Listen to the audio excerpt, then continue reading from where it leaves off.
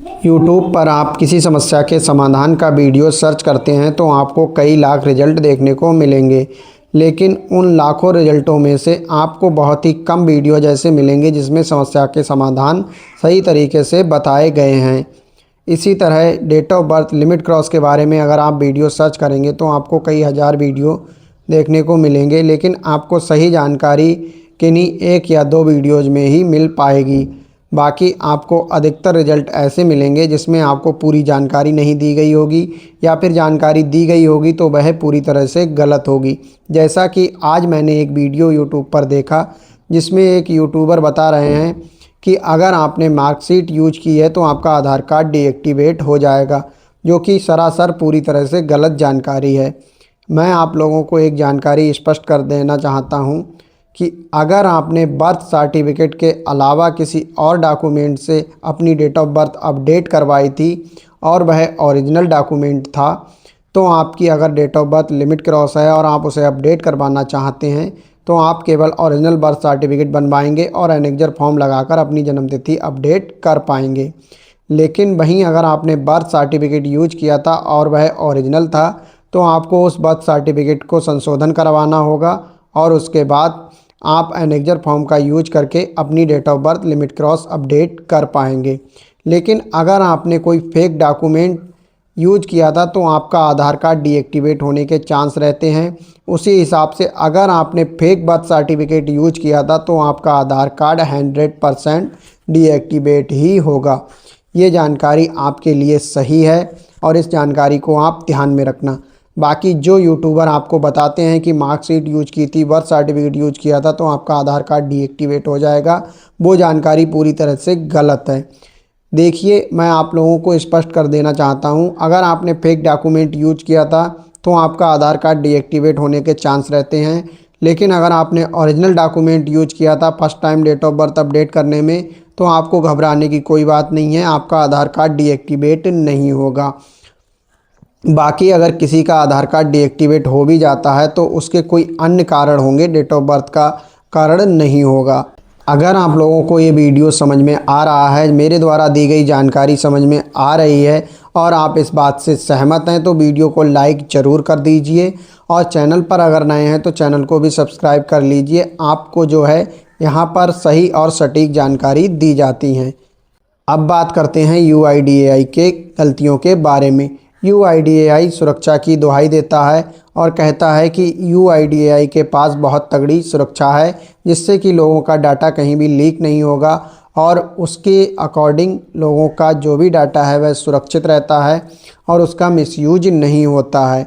लेकिन सबसे ज़्यादा जो मिसयूज होता है वह आधार कार्ड का ही होता है और आधार कार्ड के डेटा के द्वारा ही सबसे ज़्यादा फ्रॉड इंडिया में हो रहे हैं, क्योंकि आजकल आधार कार्ड से हर एक काम जुड़ा हुआ है। अगर आपका आधार कार्ड नहीं है तो आप किसी भी बेनिफिट को नहीं ले सकते हैं, ना ही कोई काम कर सकते हैं। उसी तरह से यूआईडीएआई अगर इतना ही सिक्योर है तो लोग उसका मिसयूज क्यों कर रहे हैं। आप मेरे सामने ये जो रिसिप्ट देख रहे हैं, ये रिसिप्ट फरवरी की है और इस रिसिप्ट में आप पेमेंट देख सकते हैं 50 रुपये कटा हुआ है। लेकिन जो यूआईडीएआई का रूल है उसके अकॉर्डिंग दिसंबर में ही उन्होंने 75 रुपये डेमोग्राफिक की फ़ीस कर दी थी। तो फिर इस रसीद में जो कि फरवरी 2026 की कटी हुई है, इसमें 50 रुपये कैसे आए हैं। आप समझ सकते हैं कि सॉफ्टवेयर जो है उसे टेम्पर्ड किया गया है, यानी कि उसका क्लोन बनाया गया है और उसके साथ छेड़छाड़ की गई है। यूआईडीएआई कहता है ऐसा करना बिल्कुल पॉसिबल नहीं है, लेकिन सबसे ज़्यादा जो इंडिया और उत्तर प्रदेश में चल रहा है वह यही चल रहा है कि लोग क्लोन बनाकर काम कर रहे हैं। ये चीज़ यूआईडीएआई तक पहुंचाइए, आप वीडियो को ज़्यादा से ज़्यादा शेयर कीजिए, तभी यूआईडीएआई तक ये बातें पहुंचेंगी और यूआईडीएआई इस पर एक्शन लेगा। लेकिन हमें लगता है यूआईडीएआई को ये चीज़ें पता हैं, लेकिन आप लोग फिर भी इसे शेयर करेंगे तो शायद यूआईडीएआई इस पर एक्शन ले।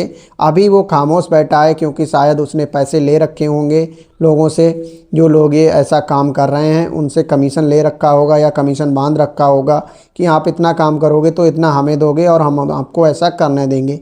जो सुरक्षा एजेंसी अपना दावा करती है सुरक्षा देने का, वही अगर फ्रॉड करने लग जाए तो फिर हमारा डाटा कहीं भी सुरक्षित नहीं रहेगा और हम पूरी तरह से बर्बाद हो जाएंगे। तो इस चीज़ के लिए आप लोगों को आवाज़ उठानी है।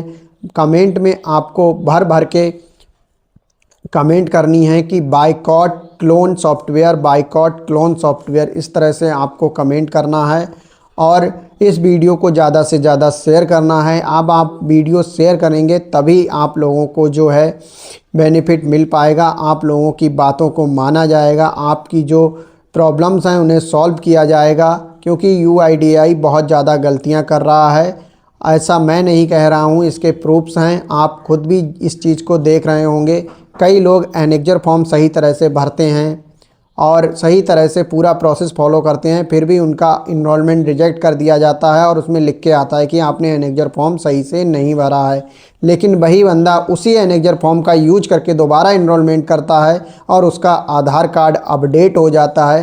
तो आप मुझे ये बताइए कि अगर उसने एनेक्जर फॉर्म गलत भरा था तो दूसरी बार में वह कैसे सही हो गया। तो ये गलतियाँ यूआईडीएआई काफ़ी कर रहा है। तो यूआईडीएआई को इस चीज़ पर ध्यान देना चाहिए और आप लोगों से मेरी विनती है कि इस वीडियो को ज़्यादा से ज़्यादा शेयर कीजिए। हम आपसे फिर मिलेंगे नए वीडियो में नई जानकारी के साथ। जय हिंद, वंदे मातरम।